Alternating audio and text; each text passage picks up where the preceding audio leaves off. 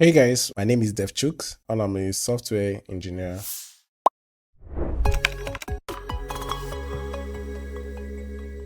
Today we're going to be beginning a new project called Tasky. Now, basically what Tasky does is that it allows you to take note of, things that you're yet to do, allows you to put them in a very UI friendly manner. Basically here, this is me basically thinking of going to the market and I have a list of things I'm yet to buy. I have a list of things I'm ready to buy and things I've already bought. All right. Now, from the look of things, you know that these are things for cooking.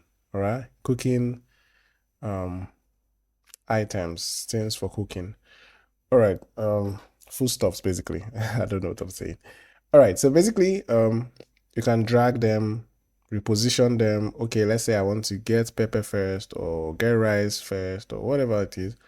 Or I've gone to the market and I'm back and I want to update my list. So now I have beans and I also have carrots, but also I want to buy more onions next time I go to the market. So I'll take it back to ready to buy.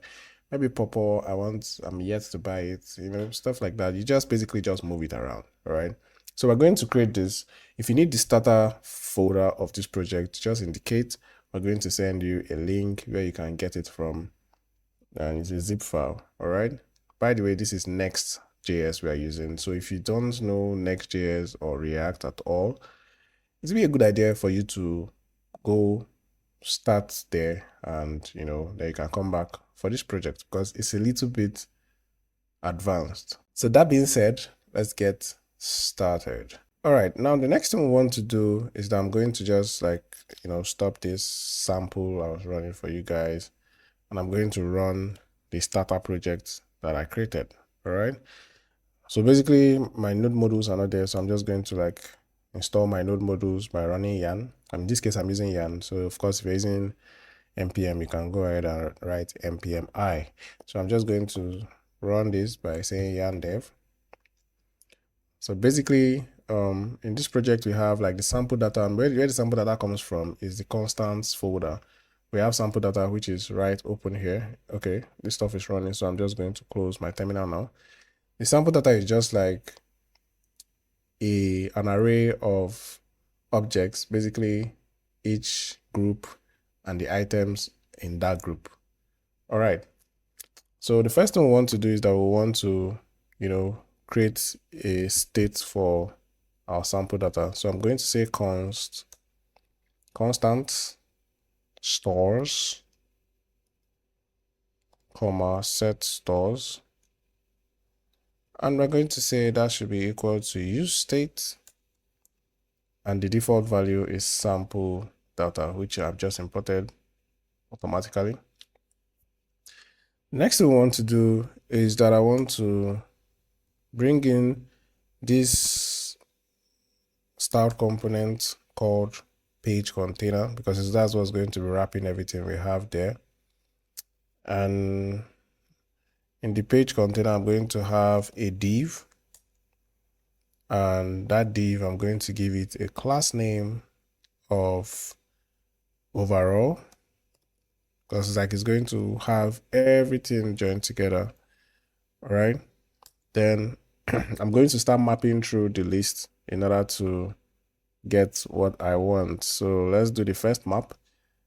The first map is going to be stores.map.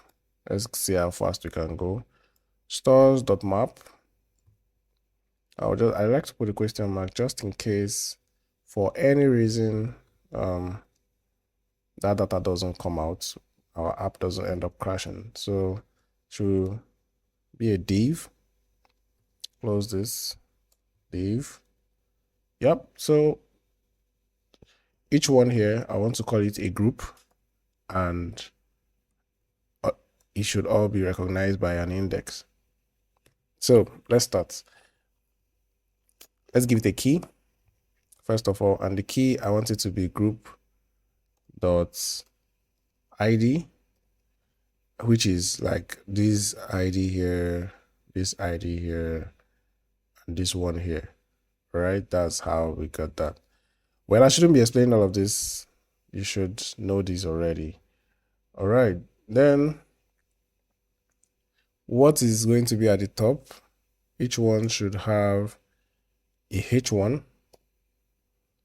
component, or let's say a h3, because h1 may be too large. So a h3 component, and what should be in the h3 component is the group name. All right, so group dot name. That's cool. So I'll save this now. Let's check what this looks like. All right, this is what it looks like at the moment. All right, this is what it looks like at the moment. All right, so let's go. We're going to loop through the items. So before we proceed, let's just give this a class name too. So I'm going to say class name, and I'll say, because we've already styled that, so I'm just going to call the class name. So tax group, and that should look a little bit better, right? You see, it looks better right now. All right, and then let's go through the items. So I'm going to say group dot items dot map. All right, each one here I want to call it an item. You should also have an index and an arrow function that is leading to this. So each one should be a div. Close that div, and then each one should have a key, and the key is item.id, and inside each of them we should have a h4 component, and basically what should be in the h4 is item.name. If you're looking at the sample data, you can see how we are coming up with all these values: item.id, item.name. All right, let's give this a class name of tax card. All right, the div, let's give it a class name of tax card. So class name tax card.